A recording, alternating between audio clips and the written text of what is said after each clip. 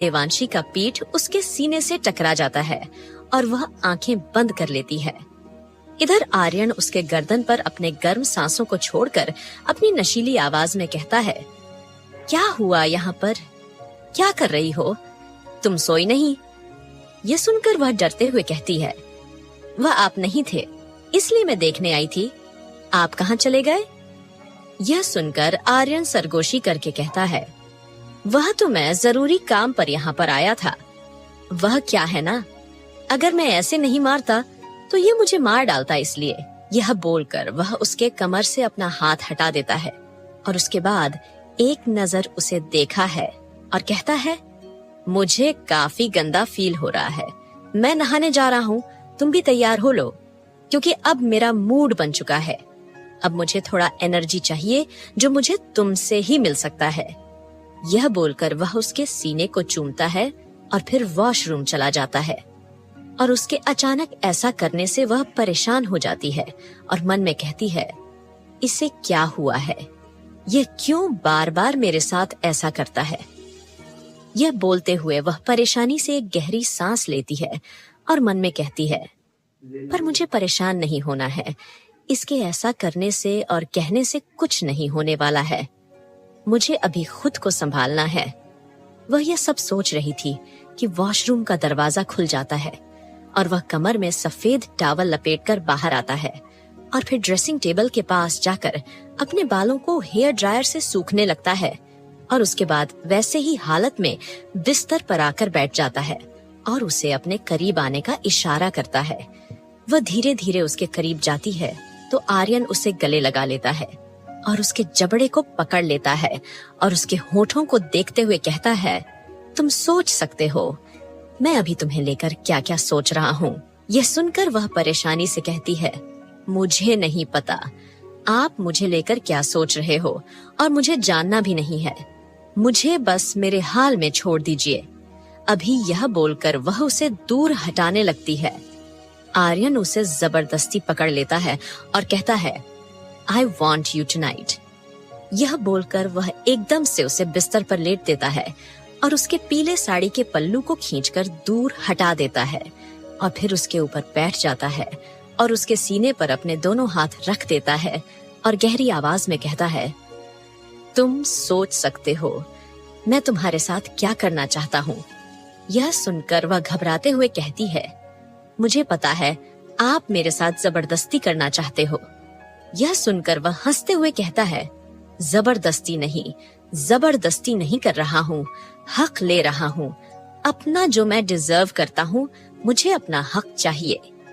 यह बोलकर वह उसके गर्दन को चूमने लगता है बहुत ही बुरी तरीके से और उसे ऐसा करता महसूस करके वह बेचैनी से कहती है, नहीं, ऐसा मत करो।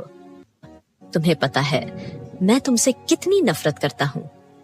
नहीं जानना मुझे कि आप मुझसे कितनी नफरत करते हो, बस आप मुझे जाने दो। यह सुनकर आर्यन कहता है, पर तुम्हें जानना होगा।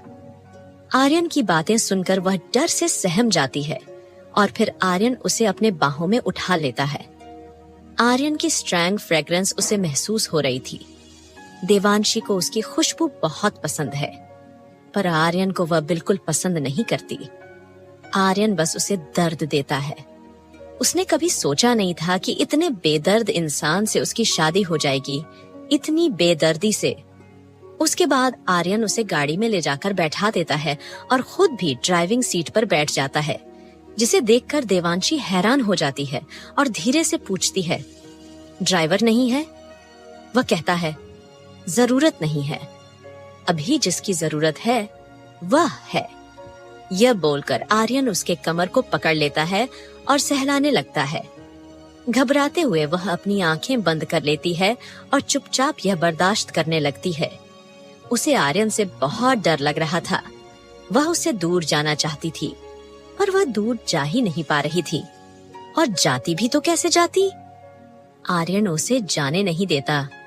शायद वह उसके पूरे परिवार को मार डालता। दूसरी तरफ गांव में आर्य जबरदस्ती रागिनी को अपने कंधे पर उठा लेता है और उसे लेकर अपने कॉपर के पास चला जाता है। वहां जाकर कहता है, यह जमीन तुम लोग ही रखो, मुझे जो चाहिए था मुझे मिल गया। ये बोलकर वह हंसते हुए जाने लगता है। तभी उसके कान में कोई कुछ कहता है और वह कहता है, तुम लोग फिक्र मत करो, मैं जो भी बोलता हूँ सोच समझ कर ही बोलता हूँ। यह कहकर वह रागिनी को लेकर चला जाता है। अब तक रागिनी बेहोश हो चुकी थी। रोने के अलावा वह कुछ नहीं कर सकती थी और ऊपर से वह काफी देर तक बारिश में भीगी हुई थी। इससे उसकी तबीयत भी खराब हो चुकी थी। इधर रागिनी के माता पिता बस रो रहे थे, क्योंकि आज उन्होंने अपनी बेटी को खो दिया था। वह तो रोएंगे ही। पूरा गांव सदमे में था। उन्होंने सपनों में भी नहीं सोचा था कि उनके गांव की लड़की के साथ ऐसा हो जाएगा। आज इतना खतरनाक आदमी उनके गांव की लड़की से शादी कर लेगा। 2 घंटे बाद आर्य रागिनी को खींचते हुए हवेली के अंदर लेकर आता है। रागिनी रो रही थी और चिल्ला रही थी, छोड़ दीजिए, जाने दीजिए। वह रोते हुए ये कह रही थी। इधर उसकी चिल्लाने की आवाज सुनकर पूरा परिवार नीचे आ जाता है। वेदांत भी नीचे आ जाते हैं, अपनी शर्ट के बटन लगाते हुए। उनके पीछे एक बेहद खूबसूरत लड़की थी जिसने बाथ रोब पहना हुआ था। इधर आर्यन की मम्मी देविका जल्दी नीचे आती है और अपने बेटे को इस हालत में देखकर हैरान हो जाती है। सबसे ज्यादा हैरान तब हुई जब उन्होंने उसके साथ एक लड़की को देखा। वह लड़की काफी मासूम लग रही थी, पर बहुत ज्यादा रो रही थी, चिल्ला रही थी। लेकिन उनका बेटा उसे छोड़ ही नहीं रहा था। उसे देखकर उनको कुछ याद आने लगता है। तकरीबन 26 साल पहले किसी के साथ ऐसा ही हुआ था। सारे एपिसोड केवल आपको इसी चैनल पर मिलेंगे। एपिसोड देखने के लिए नीचे आ रहे आर के लोगो पर क्लिक करना होगा सबसे पहले आपको। उसके बाद जो प्लेलिस्ट का ऑप्शन है यहाँ पर जाइए, नीचे प्लेलिस्ट है यहाँ पर जाइए। यहाँ पर आप सारे एपिसोड देख सकते हैं। सबसे नीचे एपिसोड 1 फिर 2 फिर 3 ऐसे ऊपर एपिसोड बढ़ते जाएंगे। ये सारे एपिसोड केवल आपको उसी चैनल पर मिलेंगे, इसके अलावा कहीं पर नहीं मिलेंगे। तो किसी और चैनल को मत देखिए, सिर्फ इस चैनल को सब्सक्राइब कर लीजिए और सारे एपिसोड देखते रहिए। जय भारत। आगे की कहानी जानने के लिए अगला एपिसोड देखें। अगर वीडियो पसंद आई तो लाइक करें, चैनल को सब्सक्राइब करें और कमेंट में बताएं कि आपको वीडियो कैसी लगी। सब्सक्राइब करना ना भूलिए, जल्दी कीजिए। Thanks for watching. Like, comment, share, subscribe.